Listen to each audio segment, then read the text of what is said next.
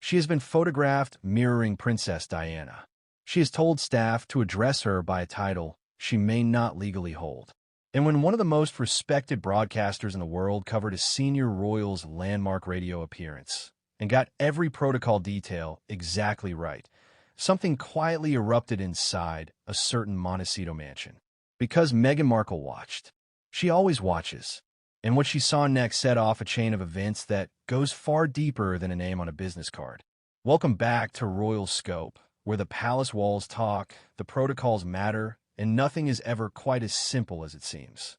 Here is the thing about Meghan that has always defined her trajectory from long before she ever set foot inside a royal residence.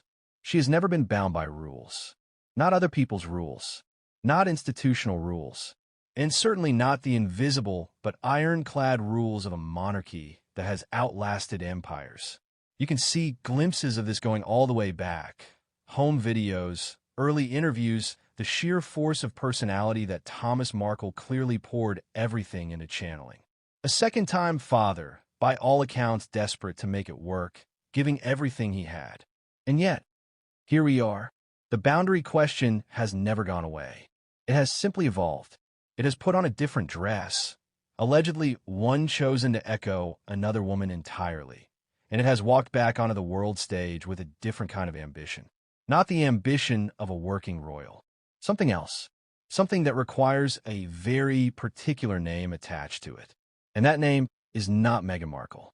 Prince William's radio interview changed the temperature in a way that few people are talking about openly. The presenters handled it immaculately.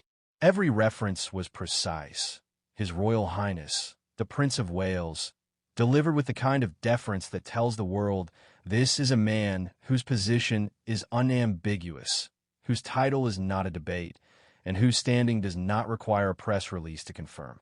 William, to his enormous credit, simply let the protocol do the work. He did not need to demand it. He did not need to remind anyone. The institution spoke for itself. Over in Montecito, that apparently landed like a thunderclap. Because here is what the title situation inside that household has become, and this is where it gets genuinely fascinating from a strategic standpoint. The staff, a dwindling group of somewhere around 5 or 6 at last count with freelancers cycling through, reportedly do not always know how to address her in the corridor. The assumption defaults to Her Royal Highness. But she is not Her Royal Highness. She is the Duchess of Sussex. Meghan, the Duchess of Sussex. The Countess of Dumbarton, if you want to reach for the Scottish peerage.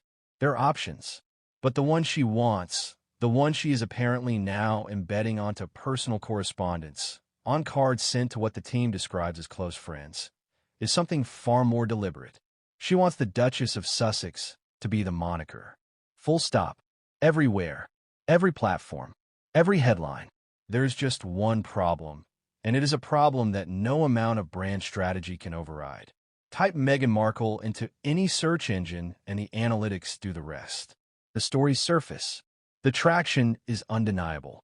Type Duchess of Sussex and the algorithm shrugs. The same is true for Harry. Prince Harry is the search term that finds him, not Duke of Sussex, regardless of how close to a gasket he came when an interviewer used it. When she appeared on that Australian MasterChef broadcast and the host clapped her in with Meghan Markle. Not the title, just the name. The cringe, according to those behind the headlines, was not about the enthusiasm. It was about what came before it. Now, before we go any further, if this kind of deep dive palace analysis is what you come here for, hit that subscribe button right now, because we're only getting started, and drop a comment below. Do you think Meghan will ever successfully rebrand herself as the Duchess of Sussex in the public consciousness? Or is Meghan Markle simply too embedded a shift?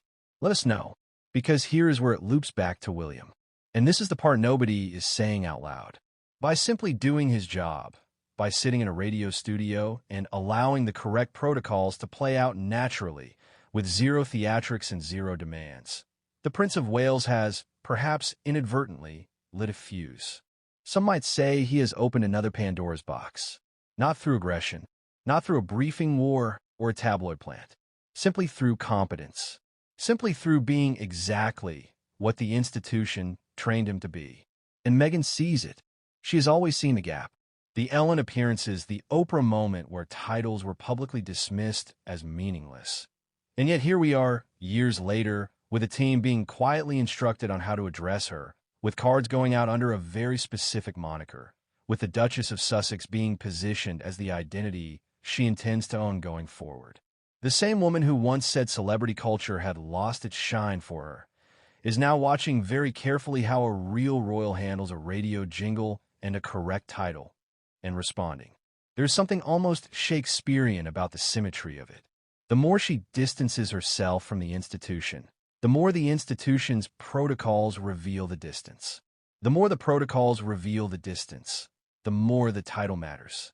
And the more the title matters, the more the name Meghan Markle, the one the algorithms love, the one the headlines reach for, the one the audience actually knows, becomes the thing she is fighting against. The palace did not fire a single shot. It simply kept moving. And somewhere in Montecito, a card is being printed. A name is being carefully chosen. And a story that started with a freedom flight and a promise to leave it all behind is still being written. This is Royal Scope. We will be watching.